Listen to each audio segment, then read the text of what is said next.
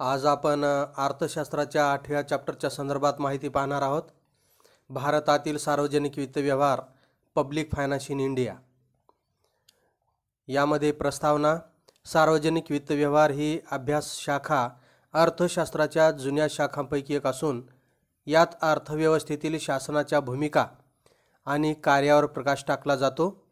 शासन म्हणजे विशिष्ट प्रदेशातील विविध कार्ये पार पाडण्यासाठी नागरिकांनी निर्माण केलेली औपचारिक किंवा अनौपचारिक संस्था होय. याचे कार्य काय आहेत मग? परकीय आक्रमणापासून संरक्षण, खाजगी मालमत्तेचे संरक्षण, रोजगार निर्मिती, अंतर्गत शांतता व सुव्यवस्था राखणे, आरोग्य, शिक्षण अशा सामाजिक गरजांची तरतूद करणे वगैरे कार्ये शासनाकडे सोपविली जातात. या कार्याचे वर्गीकरण असे करता येईल. कार्याचे वर्गीकरण 2 भागात केलेले आहे. नंबर 1 आहे सक्तीची कार्ये. याला आपण कंपल्सरी फंक्शन्स किंवा सक्तीची कार्य म्हणतो. परकीय आक्रमणापासून संरक्षण, अंतर्गत कायदा व सुव्यवस्था राखणे इत्यादी शासनाची सक्तीची कार्ये आहेत. ही करावीच लागतात, कोणत्याही हालतीत करावीच लागत असतात. नंबर 2 आहे ऐच्छिक कार्य. यालाच आपण ऑप्शनल फंक्शन्स असं म्हणतो.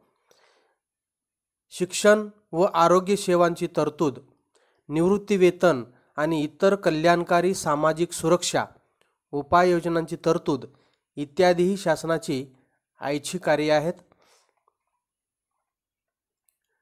सार्वजनिक वित्त व्यवहाराचे अर्थ व स्वरूप. वर उल्लेख केलेली कार्ये पुरेशा प्रमाणात आणि कार्यक्षमतेने पार पाडण्यासाठी कोणती कार्ये? सक्तीची कार्ये आणि ऐच्छिक कार्ये अशा 2 प्रकारची कार्ये पार पाडण्यासाठी, कार्यक्षमतेने पार पाडण्यासाठी कोणत्याही शासनाला विविध मार्गाने मिळणाऱ्या निधीची आवश्यकता असते. निधीची म्हणजे पैशाची आवश्यकता असते. सार्वजनिक वित्त व्यवहार ही संकल्पना सार्वजनिक आणि वित्त व्यवहार या 2 शब्दांचे मिश्रण आहे. सार्वजनिक हे समुचित नाव एखाद्या प्रशासकीय भूभागात राहणाऱ्या व्यक्ती समूहासाठी संबोधले जाते. वित्त व्यवहार म्हणजे सोप्या शब्दात उत्पन्न आणि खर्च होय. अशा प्रकारे सार्वजनिक वित्त व्यवहार म्हणजे केंद्र, राज्य व स्थानिक शासनाच्या उत्पन्न आणि खर्चाच्या तत्वांचा अभ्यास होय. हा अभ्यास अर्थशास्त्रातील सार्वजनिक वित्त व्यवहार या शाखेत केला जातो. सार्वजनिक वित्त व्यवहाराच्या व्याख्या. विविध अर्थशास्त्रज्ञांनी सार्वजनिक वित्त व्यवहारांच्या व्याख्या आपापल्या परीने केलेल्या आहेत. यापैकी काही व्याख्यांचा अभ्यास या ठिकाणी केलेला आहे. नंबर 1 ह्यू डॅल्टन यांच्या मते सार्वजनिक वित्त व्यवहार हा अर्थशास्त्र आणि राज्यशास्त्र यांच्या सीमारेषेवर असलेल्या विषयांपैकी एक विषय आहे. सार्वजनिक वित्त व्यवहार सार्वजनिक अधिपत्याखालील उत्पन्न व खर्चाशी आणि एक दुसऱ्यामधील समायोजनाशी संबंधित आहे.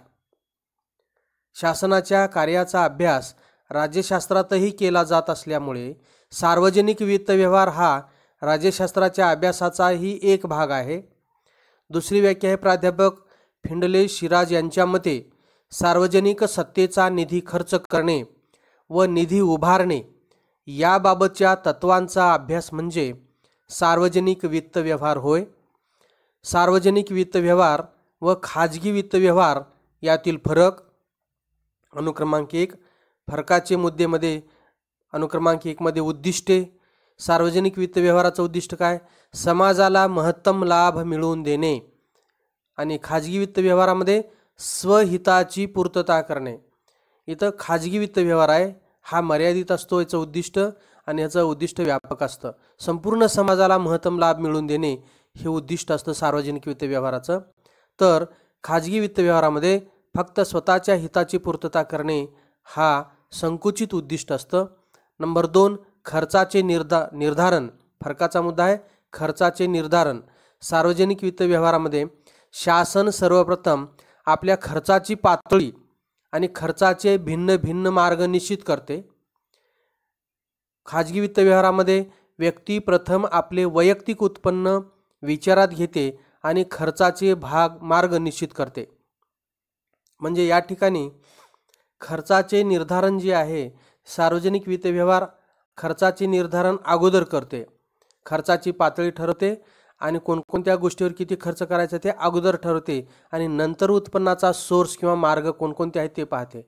मात्र खाजगी वित्त व्यवहारामध्ये अगोदर वैयक्तिक उत्पन्न विचारात घेतले जाते आणि नंतरच मग खर्चाचे मार्ग निश्चित केले जातात. पण सार्वजनिक वित्त व्यवहारामध्ये खर्च कोणकोणत्या गोष्टीवर करावा लागेल, करणे आवश्यक आहे याची माहिती अगोदर तयार केली जाते आणि मग एवढे रुपये खर्च होणार आहे तर त्याच्यासाठी आपल्याला उत्पन्न कोणकोणत्या मार्गाने मिळेल याचा विचार या ठिकाणी केला जातो. मात्र या ठिकाणी अगोदर उत्पन्नच विचारात घेतले जाते आणि नंतर उत्पन्न लक्षात घेऊन खर्च केला जातो. या ठिकाणी मात्र खर्च अगोदर लक्षात घेतला जातो आणि एवढा खर्च करण्यासाठी आपल्याला कोणकोणत्या मार्गाने उत्पन्न उभा करता येईल याचा विचार केला जात असतो. नंबर 3 आहे फरकाचा मुद्दा, पतस्थिती म्हणजे क्रेडिट. सार्वजनिक वित्त व्यवहारात शासनाची बाजारपेठेतील पत मोठ्या प्रमाणावर असते तर खाजगी व्यक्तीचे पत मर्यादित असते. नंबर 4 चलन छापण्याचा अधिकार. भारतीय रिझर्व्ह बँकेद्वारे चलनाची छपाई केली जाते. खाजगी व्यक्तीला तसा अधिकार नाही. म्हणजे चलन छापण्याचा अधिकार सार्वजनिक वित्त व्यवहाराला आहे म्हणून भारतीय रिझर्व्ह बँकेद्वारे चलनाची छपाई केली जाते तर खाजगी वित्त व्यवहारामध्ये तसा अधिकार नाही. नंबर 5 वित्त व्यवहारातील लवचिकता. सार्वजनिक वित्त व्यवहार अधिक लवचिक असतात. खाजगी वित्त व्यवहारात फारसे बदल करण्यास वाव नसतो. नंबर 6 अर्थव्यवस्थेवरील परिणाम. सार्वजनिक वित्त व्यवहाराचा देशाच्या अर्थव्यवस्थेवर प्रचंड प्रभाव पडतो. खाजगी वित्त व्यवहाराचा राष्ट्रीय अर्थव्यवस्थेवर नगण्य परिणाम होतो.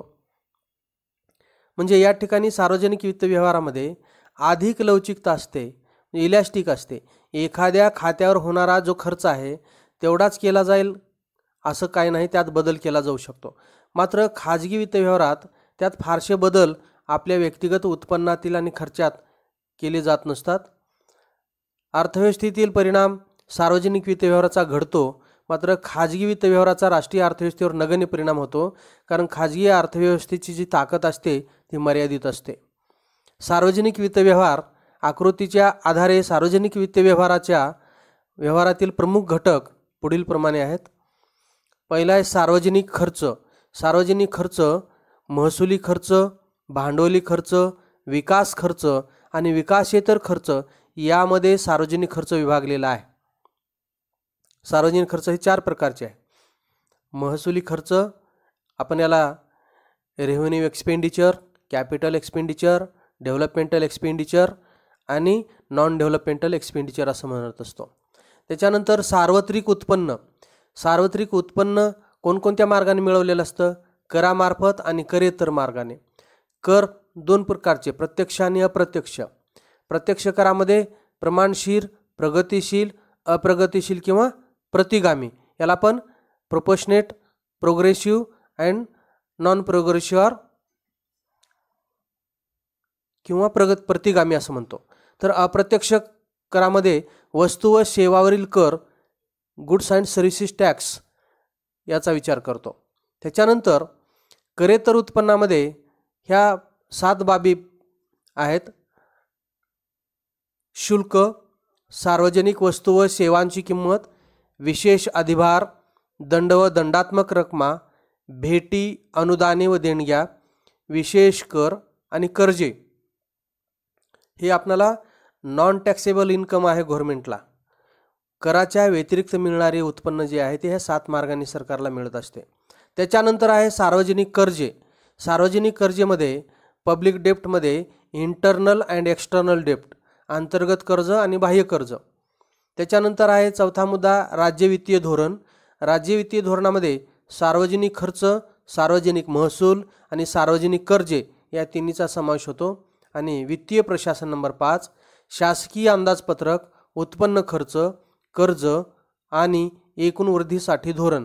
म्हणून वित्तीय प्रशासनामध्ये शासकीय अंदाजपत्रक, उत्पन्न, खर्च या ठिकाणी कॉमा पाहिजे, उत्पन्न, खर्च, कर्ज आणि एकूण वृद्धीसाठी धोरण या बाबींचा समावेश होत असतो. यावरून आपल्याला अंदाजपत्रकाची संरचना लक्षात येईल. त्याच्यानंतर सार्वजनिक खर्च, पब्लिक एक्सपेंडिचर. सार्वजनिक खर्च म्हणजे केंद्र शासन, राज्य शासन आणि स्थानिक स्वराज्य संस्था यांनी नागरिकांचे संरक्षण, त्यांच्या सामूहिक गरजांची पूर्ती आणि लोकांच्या आर्थिक व सामाजिक कल्याणासाठी केलेला खर्च म्हणजे सार्वजनिक खर्च होय. 20व्या शतकापर्यंत बहुसंख्य देशांनी निरहस्तक्षेपाचे धोरण स्वीकारले होते. या धोरणांतर्गत शासनाच्या कार्यशक्तीच्या कार्यापर्यंत मर्यादित होती, परंतु आधुनिक शासन केवळ संरक्षण आणि नागरी प्रशासन अशी सक्तीची कार्यच करतात असे नाही, तर आपल्या देशात आर्थिक व सामाजिक विकासाचा प्रसार करण्यासाठीही ऐच्छिक कार्य करत असतात. त्यामुळे अलीकडील काळात सर्व खर्चात सातत्याने वाढ होत आहे. म्हणून सार्वजनिक वित्त व्यवहारात खर्चाचा अभ्यास हा महत्त्वपूर्ण आहे. सार्वजनिक खर्चाचे वर्गीकरण निरनिराळ्या अर्थशास्त्रज्ञांनी भिन्न भिन्न आधारावर सार्वजनिक खर्चाचे वर्गीकरण केले आहे. सार्वजनिक खर्चाच्या काही महत्त्वाच्या प्रकारांचा आता यामध्ये अभ्यास केलेला आहे. आहे महसुली खर्च, याला आपण रेव्हेन्यू एक्सपेंडिचर. महसुली खर्च हा सर्वसाधारणपणे शासकीय खात्यावर, शासकीय खाते जे आहेत शासनाचे, कोर्ट आहेत, कचेरी आहेत, तहसील आहे, कलेक्टर ऑफिस आहे, मंत्रालय आहे, वेगवेगळी खाते, पोलीस प्रशासन आहे, मिलिटरी आहे, शासकीय खात्यावर आणि विविध सेवावर केला जातो. हा खर्च नियमितपणे उद्भवतो, नेहमीच हा खर्च करावा लागतो. शासनाचा प्रशासकीय खर्च, शासकीय कर्मचाऱ्यांचे पगार व भत्ते, निवृत्ती वेतन, वैद्यकीय सेवा आणि सार्वजनिक आरोग्याचा खर्च इत्यादी महसुली खर्चामध्ये येतं. तर भांडवली खर्च म्हणजे देशाच्या वृद्धी व विकासासाठी नव्याने केला जाणारा खर्च होय. उदाहरणार्थ विविध विकास प्रकल्पातील मोठ्या गुंतवणुका, शासकीय कर्जाची परतफेड, राज्य शासन व शासकीय कंपन्यांना दिलेली कर्जे इत्यादी भांडवली खर्चाची उदाहरणे आहेत.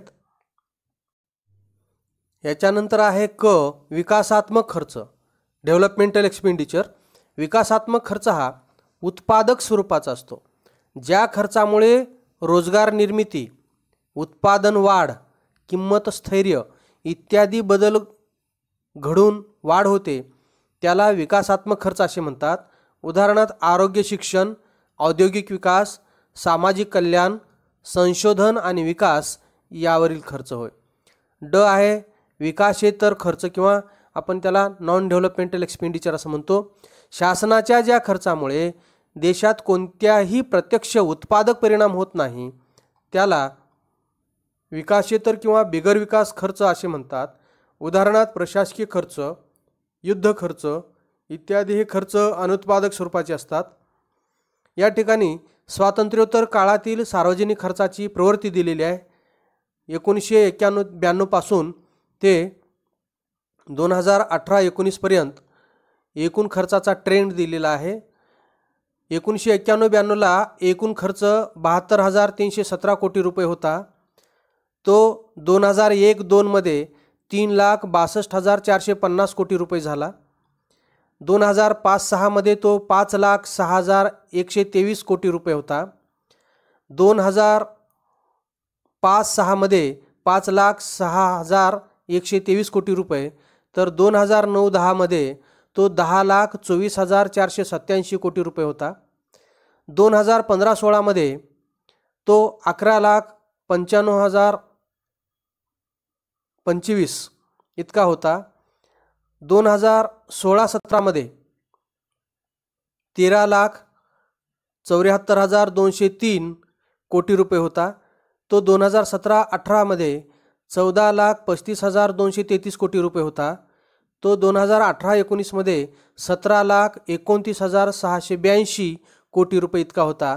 म्हणजे 1991-92 पासून जर लक्षात घेतलं तर सतत जो सरकारचा खर्च आहे सतत वाढत चाललेला आहे. 72,000, नंतर 3 लाख, 5 लाख, 10 लाख, 11 लाख, 12 लाख, 14 लाख आणि 17 लाख. वरील कोष्टकावरून लक्षात येते की स्वातंत्र्योत्तर काळातील 1991-92 पासून काही निवडक वर्षातील सार्वजनिक खर्चातील प्रवृत्ती दाखवली आहे.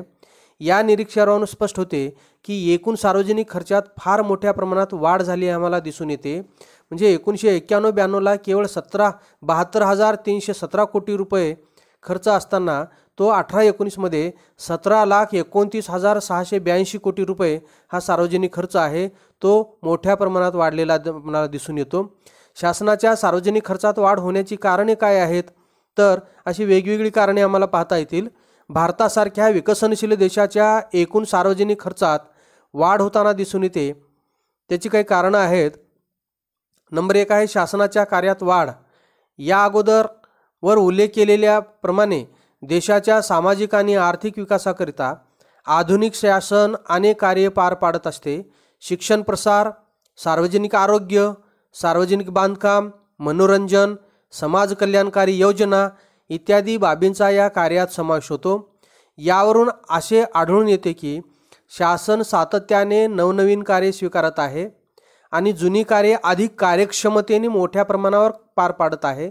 यामुळे सार्वजनिक खर्चात वाढ होते.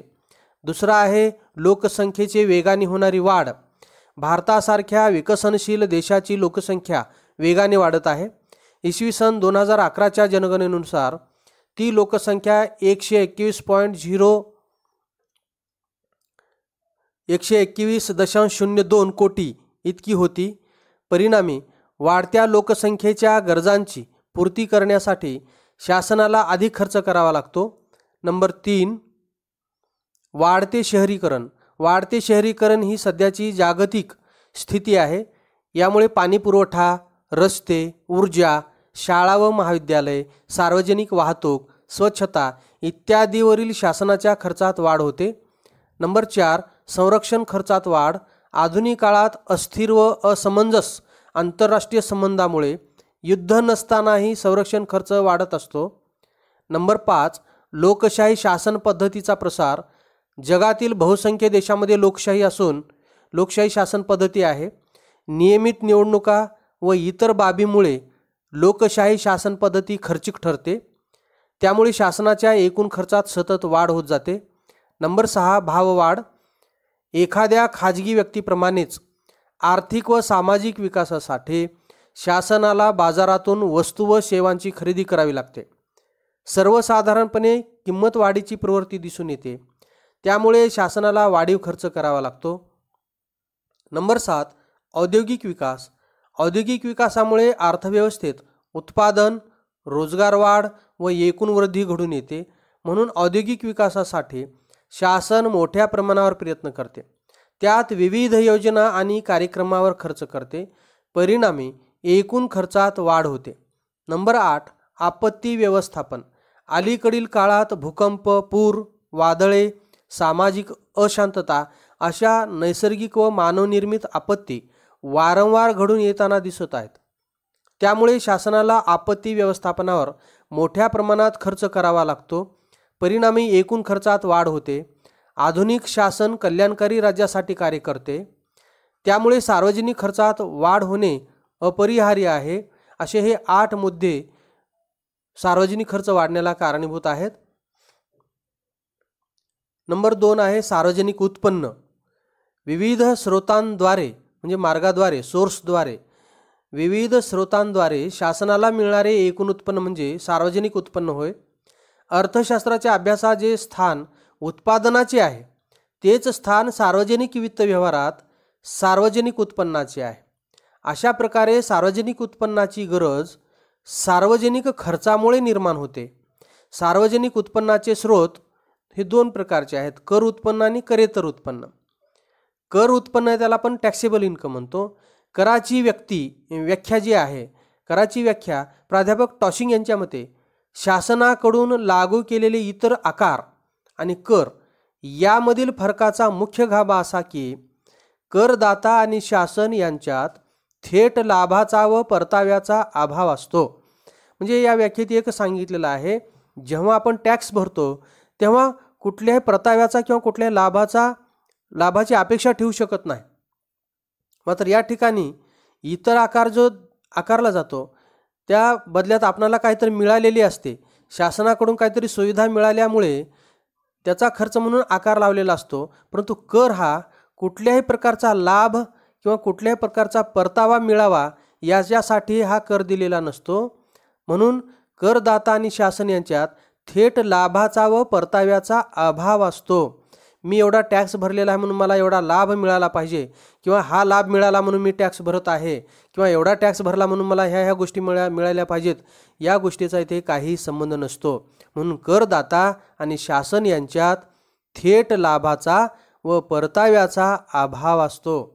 नंबर 2, प्राध्यापक सेलिग्मन यांच्या मते कोणत्याही विशेष लाभाच्या प्राप्तीशिवाय व्यक्तीने शासनाला दिलेले सक्तीचे देणे म्हणजे कर होय. म्हणजे सक्तीचं देणं असतं. Tax is a compulsory payment to the government. शासनाला आपण सक्तीनं देणं द्यावेच लागते. कोणत्याही लाभाची अपेक्षा ठेवून किंवा कोणत्या प्राप्तीची अपेक्षा ठेवून तो आपण कर भरत नाही, तर त्या कर भरल्याच्या बदल्यात आपणाला शासन काही देऊ शकणार नाही. कोणत्याही विशेष लाभाच्या प्राप्तीशिवाय कुठल्याही प्राप्तीची किंवा लाभाची अपेक्षा न ठेवता आपल्या उत्पन्नावर, आपल्या संपत्तीवर आपणाला टॅक्स भरावाच लागतो. म्हणून व्यक्तीने शासनाला दिलेले सक्तीचे compulsory payment to the government, सरकारने आपल्या उत्पन्नावर लावलेला जो टॅक्स आहे तो दंडात्मक स्वरूपाने वसूल शासन करून घेतच असते. म्हणून आपणाला जितका टॅक्स लागलेला आहे तो आपणाला सरकारकडे भरावाच लागेल. म्हणून सक्तीचं देणं आहे. म्हणून व्यक्तीने शासनाला दिलेले सक्तीचे देणे म्हणजे कर होय. कराची खालील वैशिष्ट्ये दिसून येतात. नंबर 1, कर हे शासनाला द्यावयाचे सक्तीचे देणे असते. ज्या नागरिकावर कर लागू होतो त्यांनी ते देणे कायदेशीररित्या बंधनकारक ठरते. कर हा सरकारी उत्पन्नाचा मोठा स्रोत आहे. म्हणजे सरकारला मोठ्या प्रमाणात उत्पन्न करापासून मिळत असतं. जर एखाद्या व्यक्तीने कर दिला नाही तर शासन त्या व्यक्तीला शिक्षा करू शकते. दुसरं वैशिष्ट्य आहे, समाजाच्या सामाजिक हितासाठी शासनाला करावा लागणारा खर्च भागविण्यासाठी करदात्याकडून कर घेतला जातो. म्हणजे सरकार करदात्याकडून जे कर घेते ते कशासाठी खर्च करते? समाजाच्या सामाजिक हितासाठी खर्च करत असते. नंबर 3, कराच्या मोबदल्यात कोणत्याही करदात्याला शासनाकडून कोणताही थेट आणि प्रमाणशीर लाभ किंवा सेवा घेण्याचा अधिकार नसतो. म्हणून कराच्या मोबदल्यात करदात्याला शासनाकडून कोणतीही थेट सवलत किंवा प्रमाणशीर लाभ किंवा सेवा घेण्याचा अधिकार नसतो. त्याच्यानंतर नंबर 4, कर उत्पन्न मालमत्ता किंवा वस्तूंवर व सेवावर लागू केला जातो. म्हणून कर प्रत्येक व्यक्तीला उत्पन्न, मालमत्ता किंवा वस्तूवर व सेवावर लागू केला जातो. कराची तत्वे आधुनिक अर्थशास्त्राचे जनक ॲडम स्मिथ यांनी कराची खालील 4 तत्वे सांगितली आहेत. नंबर 1, समता किंवा समानतेचे तत्व. प्रत्येक व्यक्तीने आपल्या देयक्षमतेनुसार शासनाला कर द्यावा असे स्मिथ यांनी सुचविलेले आहे. याचा अर्थ गरिबांच्या तुलनेत श्रीमंतांनी अधिक कर द्यावा. म्हणजे देयक्षमतेनुसार, म्हणजे त्याची उत्पन्नाची जी कॅपॅसिटी आहे त्याच्यानुसार कर द्यायला पाहिजेत. म्हणून देयक्षमतेनुसार शासनाला कर द्यावा असे स्मिथ यांनी सुचविलेले आहे. नंबर 2, निश्चिततेचे तत्व. स्मिथ यांच्या मते करदात्याला आपल्याला किती कर कोणत्या वेळी कोणत्या स्वरूपात शासनाला द्यावायचा आहे याचे पूर्वज्ञान असले पाहिजे. कारण असे की निश्चित करामुळे करदात्याला कराचा भार वाटत नाही. हे तत्व भारतीय कर व्यवस्थेत प्रतिबिंबित झालेले आढळते. म्हणजे आपण त्रैमासिक टॅक्स भरत असतो तेव्हा आपल्याला वार्षिक जो काही टॅक्स लागणार आहे त्याचे आपण दर 3 महिन्याला क्वार्टरली जेव्हा टॅक्स भरतो तेव्हा ती रक्कम आपल्याला फार वाटत नाही किंवा भार वाटत नाही. हे तत्व भारतीय कर व्यवस्थेत प्रतिबिंबित झालेले आढळते. नंबर 3, सोयीस्करतेचे तत्व. या तत्वानुसार प्रत्येक करदात्याला जास्तीत जास्त सोयीस्कर वेळी व सोयीस्कर पद्धतीने कर लागू केला जावा, हे एक तत्व आहे. नंबर 4, काटकसरीचे तत्व. या तत्वानुसार कर वसुलीचा खर्च किमान असला पाहिजे. लोकांकडून कर वसुलीचा जो काही खर्च आहे, अधिकारी, कर्मचारी, वाहन, ऑफिस यांच्यावर होणारा जो खर्च आहे तो किमान असला पाहिजे. जर कर वसुलीपैकी अधिकाधिक भाग कर वसुलीसाठीच खर्च होत असेल तर तो कर आदर्श मानला जात नाही. म्हणून ही 4 तत्वे लक्षात ठेवणे आवश्यक आहे. कराची 4 तत्वामध्ये समता किंवा समानतेचे तत्व, निश्चिततेचे तत्व, सोयीस्करतेचे तत्व आणि काटकसरीचे तत्व. कराचे प्रकारामध्ये कराचे मुख्य 2 प्रकार सांगता येतात. त्याचा सविस्तर अभ्यास या ठिकाणी प्रत्यक्ष कर आणि अप्रत्यक्ष करामध्ये केला आहे. प्रत्यक्ष कर हा कर करदात्याच्या उत्पन्न आणि संपत्तीवर दिला जातो. ज्या व्यक्तीवर हा कर लागू होतो त्याच व्यक्तीवर कराचा भार पडतो. करदात्याला कराचा भार इतरावर हस्तांतरित करता येत नाही. त्यामुळे प्रत्यक्ष कराचा कराघात व करभार एकाच व्यक्तीवर पडतो. उदाहरणार्थ वैयक्तिक उत्पन्न कर आणि संपत्ती कर, म्हणजे ज्या व्यक्तीवर हा लावला जातो त्याच व्यक्तीच्या खिशातून भरला जातो, म्हणून तो दुसऱ्यावर ढकलला जात नाही किंवा दुसऱ्याकडे हस्तांतरित करता येत नाही.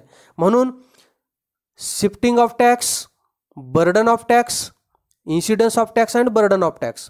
बघा, shifting of tax, incidence of tax and burden of tax हे काहीच करता येत नाही. त्याच व्यक्तीवर सगळे घात होतात, दुसऱ्यावर हस्तांतरित करता येत नाही. त्या रकमा सरकारने तुमच्या उत्पन्न कर लावला आणि तुम्ही दुसऱ्याकडून वसूल केला जाईल असं होत नाही.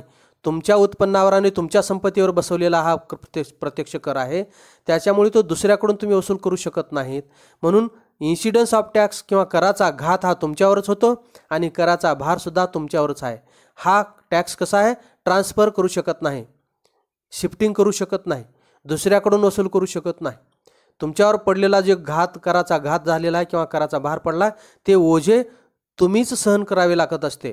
म्हणून वैयक्तिक उत्पन्न कर किंवा संपत्ती कर हे जे आहेत याचा महत्त्वाचा भाग म्हणजे प्रत्यक्ष कराचा कराघात व करभार, incidence of tax and burden of tax एकाच व्यक्तीवर पडत असतो. अप्रत्यक्ष कर, इनडायरेक्ट टॅक्सेस, हा कर वस्तू व सेवावर लागू केला जातो. एखाद्या वस्तू किंवा सेवेच्या उत्पादन किंवा खरेदी विक्रीच्या वेळी हा कर दिला जातो.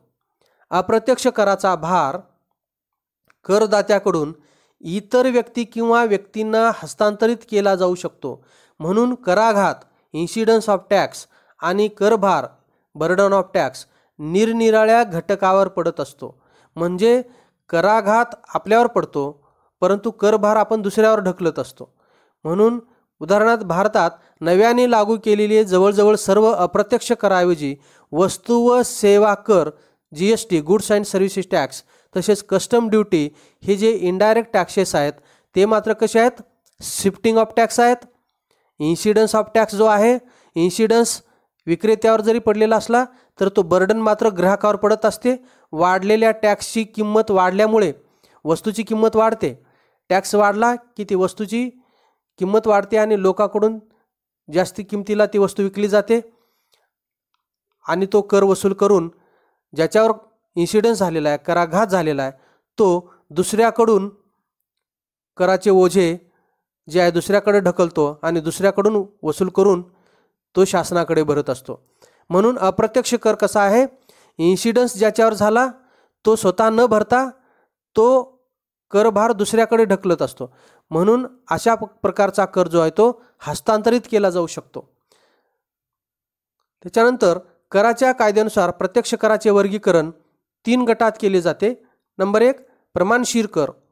व्यक्तीच्या उत्पन्नावर जेव्हा एकाच दराने कर आकारणी केली जाते तेव्हा त्यास प्रमाणशीर कर असे म्हणतात. यालाच आपण प्रोपोर्शनेट टॅक्सेस म्हणतो. नंबर 2, प्रगतिशील कर, प्रोग्रेसिव्ह टॅक्सेस. व्यक्तीच्या उत्पन्न वाढीच्या प्रमाणात जेव्हा कराचे दरही वाढत जातात तेव्हा त्यास प्रगतिशील कर असे म्हणतात. भारतात अशी प्रगतिशील कर रचना प्रचलित आहे. नंबर 3, प्रतिगामी कर. यात जसजसे उत्पन्न वाढत जाते तसतसे कराचे दर कमी होतात. त्याच्यानंतर ब आहे करेतर उत्पन्नाचे स्रोत, नॉन टॅक्सेबल इन्कम सोर्सेस. प्रशासन, व्यापारी उपक्रम, देणग्या आणि अनुदाने इत्यादीद्वारे मिळालेल्या सार्वजनिक उत्पन्नाला करेतर उत्पन्न असे म्हणतात. हे स्रोत करापेक्षा भिन्न आहेत. याविषयी थोडक्यात माहिती म्हणजे शुल्क, फीस. कर कोणत्याही मोबदल्याविना सक्तीने द्यावा लागतो, तर शुल्क हे शासनाने पुरविलेल्या सेवेबद्दल दिले जाते. उदाहरणार्थ शैक्षणिक शुल्क, नोंदणी शुल्क इत्यादी. नंबर 2 आहे सार्वजनिक वस्तू व सेवांच्या किमती, प्राइसेस. आधुनिक शासन आपल्या नागरिकांना विविध वस्तू व सेवांची विक्री करते. अशा वस्तू व सेवांचा लोकांनी शासनाला दिलेला मोबदला म्हणजे किंमत होय. उदाहरणार्थ रेल्वे भाडे, टपाल सेवा इत्यादी. नंबर 3 आहे विशेष अधिभार. शासनाने विशिष्ट भागातील रहिवाशांना दिलेल्या विशेष सुविधांबद्दल नागरिकांनी दिलेला मोबदला म्हणजे विशेष अधिभार होय. उदाहरणार्थ, ज्या विशिष्ट भागातील रहिवाशांना स्थानिक स्वराज्य संस्था, रस्ते, ऊर्जा, पाणी पुरवठा इत्यादी विशेष सुविधा पुरविल्याबद्दल कर लागू करू शकतात. नंबर 4, दंड व दंडात्मक रकमा. देशातील कायदे व नियम मोडणाऱ्या लोकांवर शासन दंड आकारते. हा दंड आकारण्याचे उद्दिष्ट उत्पन्न कमविणे नसून लोकांना शासनाचे नियम तोडण्यापासून परावृत्त करणे हे आहे. उदाहरणार्थ, वाहतुकीचे नियम मोडल्याबद्दल होणारा दंड. त्याच्यानंतर नंबर 5, भेटी, अनुदाने व देणग्या. शासनाला आपल्या नागरिकांकडून व इतरांकडून भेटीद्वारे उत्पन्न मिळू शकते. त्या व्यतिरिक्त शासनाला विदेशी शासन व संस्थांकडून सर्वसाधारण किंवा विशिष्ट हेतूसाठी अनुदाने मिळू शकतात. भारतासारख्या विकसनशील देशात विदेशी सहाय्य म्हणजेच फॉरेन एड हा विकास खर्चाचा एक महत्त्वपूर्ण स्रोत झाला आहे. हा उत्पन्नाचा स्रोत अनिश्चित स्वरूपाचा आहे. नंबर 6, विशेष कर. ज्या वस्तूंचा उपभोग नागरिकांच्या आरोग्य आणि हितासाठी बाधक ठरतो अशा वस्तूवर हा कर लागू केला जातो. दंडाप्रमाणेच या कराचे उद्दिष्ट उत्पन्न मिळविण्याचे नसून लोकांनी अहितकारक वस्तूंच्या उपभोगापासून परावृत्त व्हावे हे असते. उदाहरणार्थ, मद्य, अफू आणि इतर अंमली पदार्थावरील कर इत्यादी. नंबर 7, कर्ज. शासनाला लोकांकडून ठेवी, कर्जरोखे इत्यादी माध्यमातून कर्ज घेता येते. याशिवाय विदेशी शासन आणि आंतरराष्ट्रीय नाणेनिधी, ज्याला आपण इंटरनॅशनल मॉनिटरी फंड किंवा IMF म्हणतो, वर्ल्ड बँक किंवा जागतिक बँक इत्यादी संस्थांकडून कर्ज मिळू शकते. आधुनिक काळात कर्ज हा शासनाचा अधिकाधिक उत्पन्नाचा स्रोत बनत आहे. वस्तू आणि सेवा कर जसे गुड्स अँड सर्व्हिस टॅक्स. भारतात वस्तू आणि सेवा कर 1 जुलै 2017 पासून अंमलात आला आहे.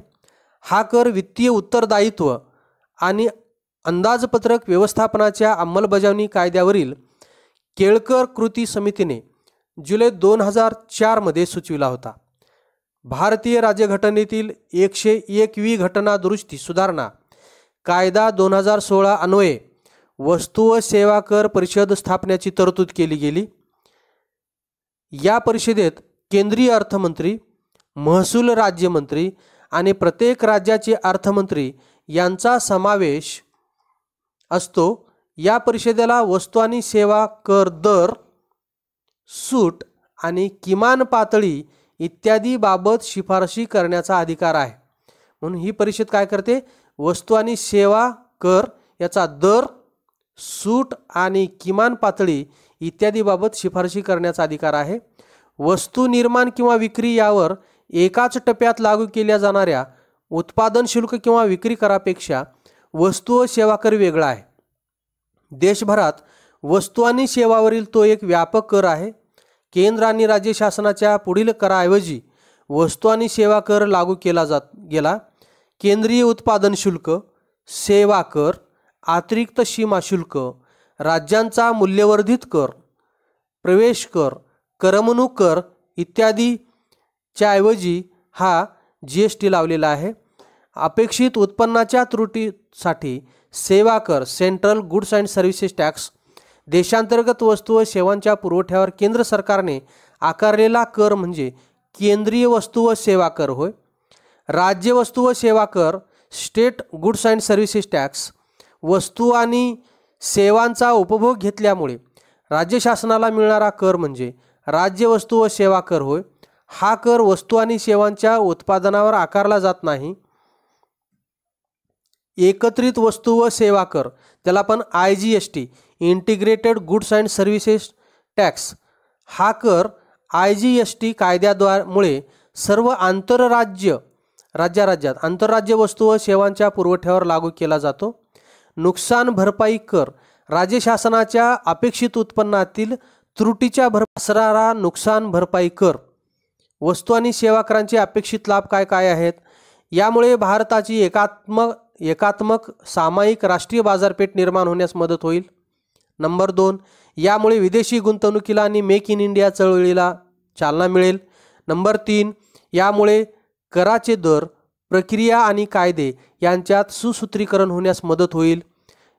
त्याच्यानंतर यामुळे निर्यात आणि वस्तू निर्माण प्रक्रियेला चालना मिळेल, देशातील एकूण गुंतवणूक स्थितीत सुधारणा होईल, देशातील कर व्यवस्था सुलभ होण्यास मदत होईल, त्याच्यानंतर वस्तूची अंतिम किंमत कमी होण्यास मदत होईल, त्याच्यानंतर या करामुळे औद्योगिक क्षेत्राला चालना मिळेल आणि वस्तू आणि सेवा करामुळे अधिक रोजगार निर्मिती आणि अधिक वित्तीय संसाधनाची निर्मिती होऊन दारिद्र्य निर्मूलनास मदत होईल.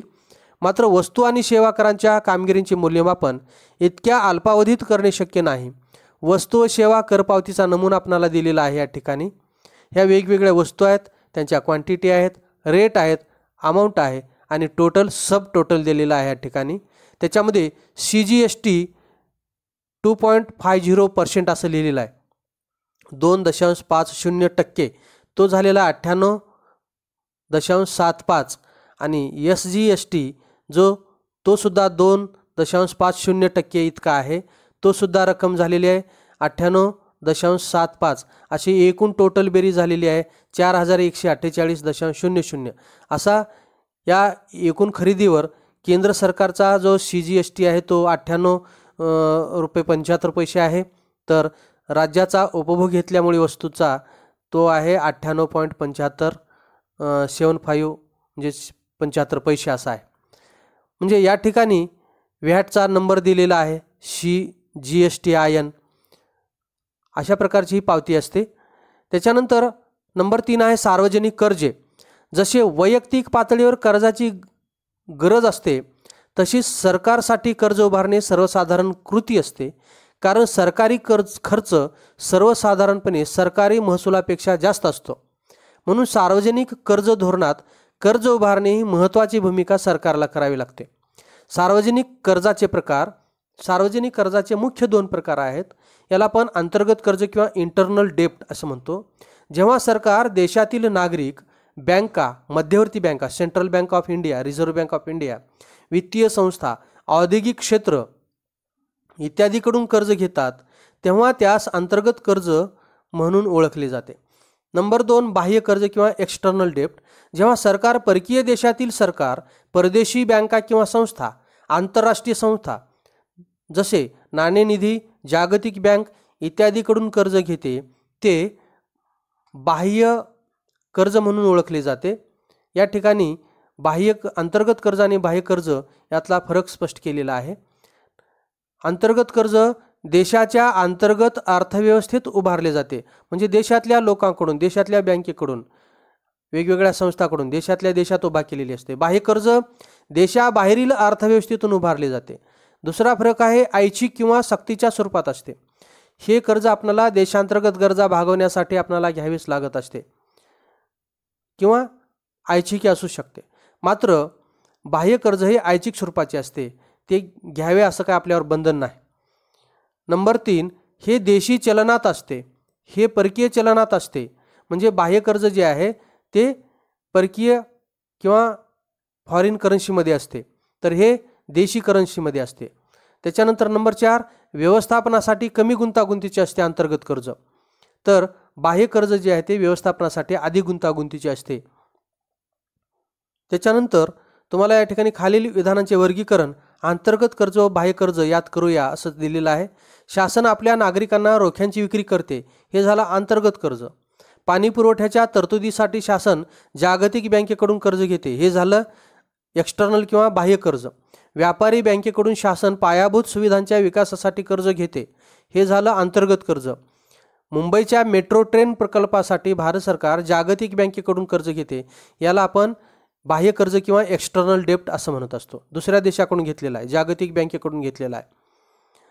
त्याच्यानंतर आहे चौथा मुद्दा राज्य वित्तीय धोरण, याला आपण fiscal policy of the government असं म्हणत असतो. राज्य वित्तीय धोरण म्हणजे देशाच्या अर्थव्यवस्थेचे नियंत्रण करण्यासाठी आणि प्रभाव पाडण्यासाठी ज्याद्वारे शासन आपल्या खर्च पातळीत आणि कर दरात बदल करते असे साधन होय. हे धोरण सार्वजनिक खर्च आणि सार्वजनिक उत्पन्नाशी निगडित आहे. थोडक्यात शासनाने राबविलेले वित्तीय धोरण म्हणजे राज्य वित्तीय धोरण आहे. म्हणून शासन जे धोरण राबवत असते त्याला आपण राज्य वित्तीय धोरण म्हणतो. आणि राज्य वित्तीय धोरणामध्ये शासन आपल्या खर्चाच्या पातळीत आणि करदरात बदल करण्यासाठी या धोरणाचा वापर करत असते. त्याच्यानंतर आहे वित्तीय प्रशासन. शासनाच्या उत्पन्न, खर्च आणि कर्जाची सुरळीत आणि कार्यक्षम अंमलबजावणी म्हणजेच वित्तीय प्रशासन होय. एकंदरीत सर्वसमावेशक वृद्धी आणि स्थिरतेसाठी अंदाजपत्रकाची तयारी व अंमलबजावणी समाविष्ट असते. शासकीय अंदाजपत्रक, गव्हर्नमेंट बजेट, अर्थसंकल्प हे वित्तीय प्रशासनाचे एक महत्त्वाचे साधन आहे. म्हणजे सरकार देशामधील भाववाढ असेल किंवा सरकारचा खर्च असेल किंवा कराचे दर असतील, या सगळ्यामध्ये समन्वय घडवून आणण्यासाठी शासन अंदाजपत्रकाचा वापर करून, त्या साधनाचा वापर करून अर्थव्यवस्था सुरळीत चालवण्याचा प्रयत्न करते. अर्थसंकल्प हे वित्तीय प्रशासनाचे एक महत्त्वाचे साधन आहे, ज्यामुळे राज्याचे सर्व आर्थिक व्यवहार नियंत्रित केले जातात. आगामी आर्थिक वर्षातील अपेक्षित प्राप्ती म्हणजे येणाऱ्या पुढच्या वर्षातील आगामी आर्थिक वर्षातील अपेक्षित प्राप्ती आणि नियोजित खर्चाचे वित्तीय विवरण म्हणजे अंदाजपत्रक होय. आता आगामी वर्ष जर आता विचार करायचा असला तर 2020-21 हे जे वर्ष आहे, या वर्षात शासनाला कोणकोणत्या गोष्टीवर किती खर्च करायचा आहे आणि जेवढा खर्च लागणार आहे तो कोणकोणत्या मार्गाने उत्पन्न मिळवणार आहे तो खर्च भागवण्यासाठी, याचे विवरण असते.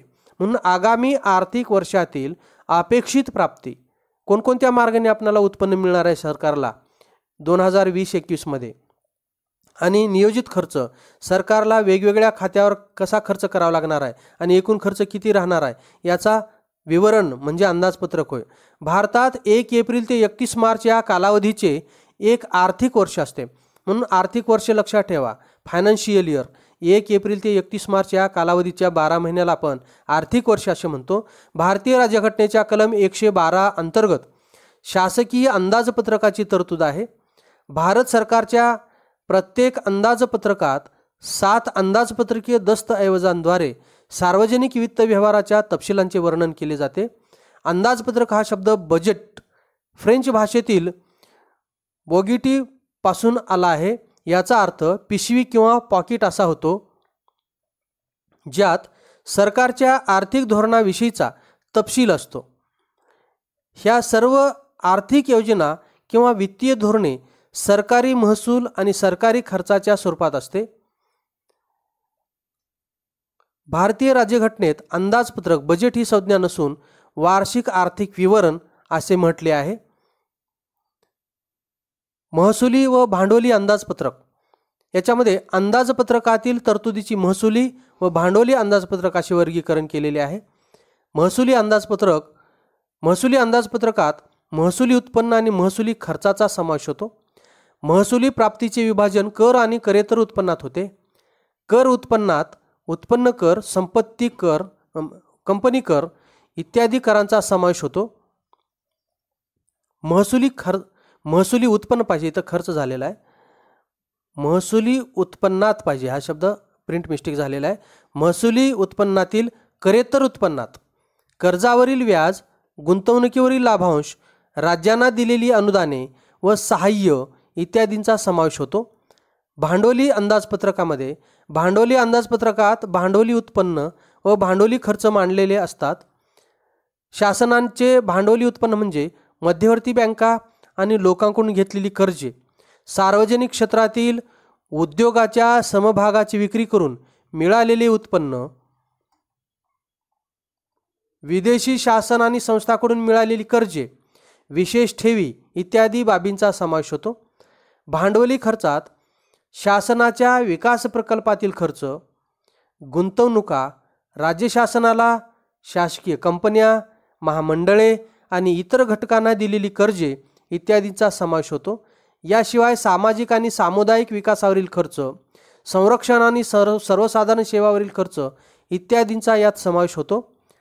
अंदाजपत्रकाचे प्रकार: अर्थव्यवस्थेच्या बदलत्या गरजानुसार सार्वजनिक खर्च आणि उत्पन्नाच्या अंदाजपत्रकीय तरतुदीही निरनिराळ्या पातळीत असणे गरजेचे असते.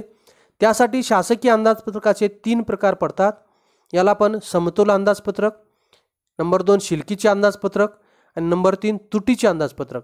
याला आपण balanced budget, surplus budget and deficit budget असं म्हणत असतो. सुरुवातीला आपण बॅलन्स्ड बजेट किंवा समतोल अंदाजपत्रक पाहूया. ज्या अंदाजपत्रकात सरकारचे अंदाजे महसुली उत्पन्न आणि सरकारचा महसुली खर्च या दोन्ही बाबी समान असतात त्याला समतोल अंदाजपत्रक असे म्हणतात. म्हणजे सरकारी महसूल बरोबर सरकारी खर्च. समतोल अंदाजपत्रकाची संकल्पना ॲडम स्मिथ यासारख्या सनातनवादी अर्थशास्त्रज्ञांनी प्रतिपादन केली आहे. या अंदाजपत्रकाचा अर्थव्यवस्थेवरील परिणाम तटस्थ असल्याचे मानले जाते, म्हणून त्यांनी हे अंदाजपत्रक सर्वोत्तम मानले. मात्र आधुनिक अर्थशास्त्रज्ञांच्या मते समतोल अंदाजपत्रकाचे धोरण अर्थव्यवस्थेसाठी नेहमीच योग्य ठरू शकणार नाही. आधुनिक शासन कल्याणकारी संस्था असते, म्हणून खर्चाची पातळी उत्पन्न पातळीच्या प्रमाणात ठेवणे शक्य नसते. म्हणून नंबर 2, शिल्लकीचे अंदाजपत्रक. ज्या अंदाजपत्रकात शासनाची अंदाजे प्राप्ती शासनाच्या अंदाजित खर्चापेक्षा अधिक असते तेव्हा त्याला शिल्लकीचे अंदाजपत्रक म्हणतात. अपेक्षित सरकारी प्राप्ती ही जास्त आहे कशापेक्षा? अंदाजित सरकारी खर्चापेक्षा, म्हणून याला आपण शिल्लकीचे किंवा सरप्लस बजेट म्हणतो.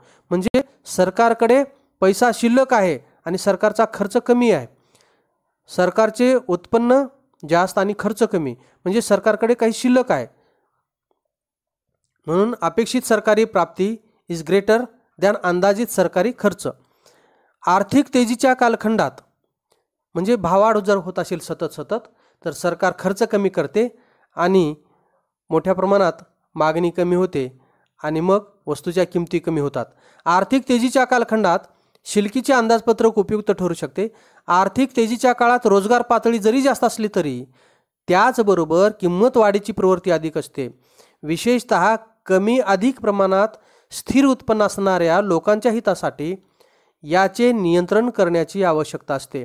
म्हणजे भाववाढीबरोबर ज्या लोकांची उत्पन्नात वाढ होत नाही त्यांना हलाखीत जीवन जगावे लागतं.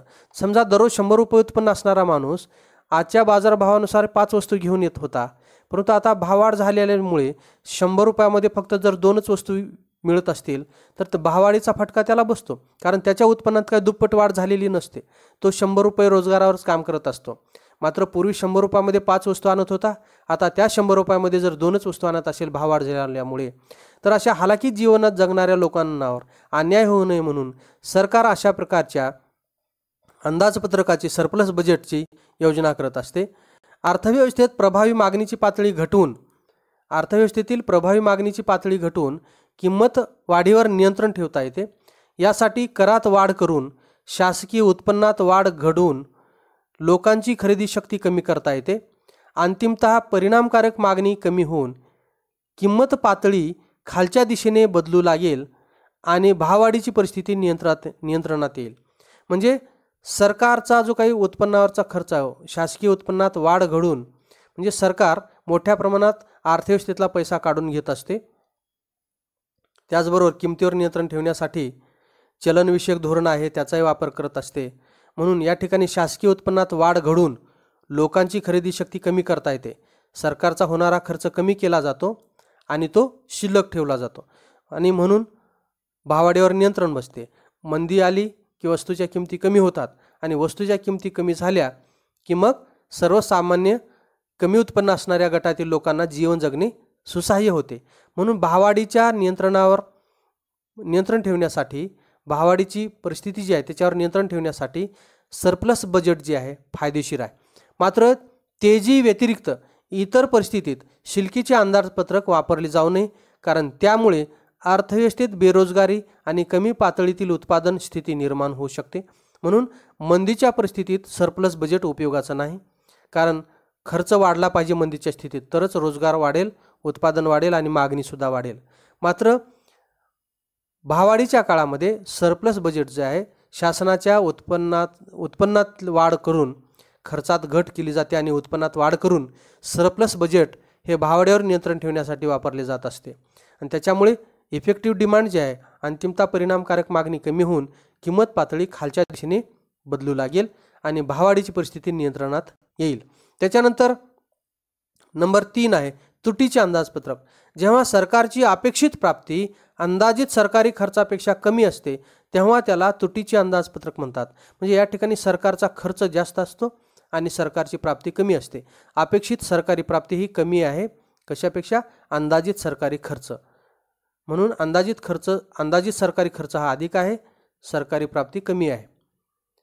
म्हणजेच याला आपण तुटीचे अंदाजपत्रक म्हणतो. मंदीच्या काळात तुटीचे अंदाजपत्रक उपयुक्त ठरू शकते. आर्थिक मंदीच्या काळात सर्व आर्थिक व्यवहार कमी पातळीत होत असतात, त्यामुळे बेरोजगारी निर्माण होते.